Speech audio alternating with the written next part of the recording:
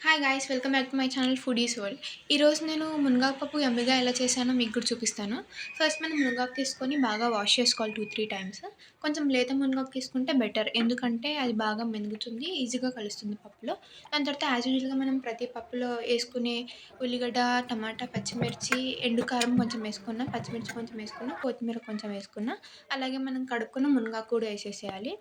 దాని తర్వాత నేను నార్మల్ పప్పులో కూడా ఇలా ఒక ఎల్లిపాయ తీసుకొని క్రష్ చేసి వేస్తాను పప్పులో. సో దట్ ఆ ఫ్రాగ్రెన్స్ కొంచెం కమ్మగా వస్తుంది పప్పు. ఆ టేస్టే వేరే ఉంటుంది. మీరు కూడా ట్రై చేయండి ఎప్పుడు ట్రై చేయలేదంటే. అలా అవన్నీ వేసేసి ఇంకా విజిల్స్ పెట్టాలి. 3 విజిల్స్. పెద్ద పెద్ద మంటలో ఒక విజిల్ అండ్ చిన్న మంటలో 2 విజిల్స్. ఇంత క్లియర్‌గా ఎందుకు చెప్తున్నా అంటే బిగినర్స్ కూడా యూజ్ అవుతుందని. దాని తర్వాత 3 విజిల్స్ అయిపోయిన తర్వాత ఉప్పు వేసుకొని ఇలా మెదునుకోవాలి, రుబ్బుకోవాలి. అది లేకుంటే మీతో నార్మల్‌గా గంటతో కూడా ఇలా అణిగిస్తే అయిపోతుంది. దాని తర్వాత మునగాకు క్వాంటిటీ కూడా మనం చూసుకోవాలి ఇక్కడ. ఎందుకంటే మునగాకు మనం ఎక్కువ వేసుకుంటే పప్పు చేదుగా అలా అవుతుంది. సో, చూసుకొని నేనైతే క్వాంటిటీ ఒక గ్లాస్ పప్పు తీసుకుంటే సేమ్ క్వాంటిటీతో మునగాకు కూడా తీసుకున్నా. అండ్ ఫైనల్ టచ్ దీనికి తిరగబాత. లైక్ తిరువాత ఏసుకోవాలి. ఆయిల్ పెట్టుకొని జీలకర్ర, ఆవాలు, ఎండుమిర్చి అండ్ కరివేపాకు ఏసుకుంటే సరిపోతుంది. నేను ఎల్లిపాయ అక్కడే ఉడికించేటప్పుడు ఏసాను కాబట్టి ఇక్కడ ఎయ్యను.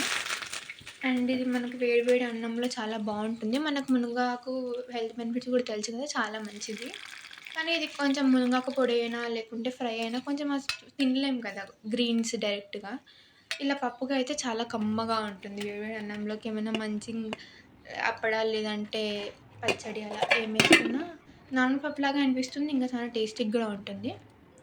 సో, మీరు ఖచ్చితంగా ట్రై చేయండి.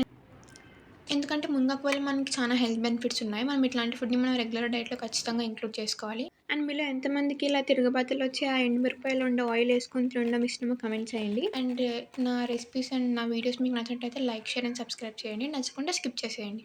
Thank you for watching. Take care. Bye bye.